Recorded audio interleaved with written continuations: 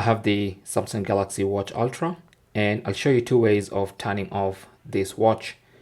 So the first method is just press and hold these two buttons. Okay, so just press and hold together, and if you hold them for about 2 or 3 seconds, this menu appears and you can tap on the power button here,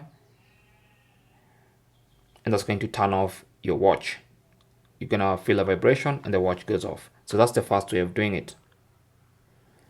The second way of doing this is to swipe down to the quick settings toggles, and you should see the power icon there. You can see right at the top there. So tap on that, brings up the power menu again, and then confirm by tapping on the power button, and that's going to turn off your watch. So those are the two main ways of switching off or turning off the Galaxy Watch Ultra. Thanks for watching. Comments and questions down below, and good luck.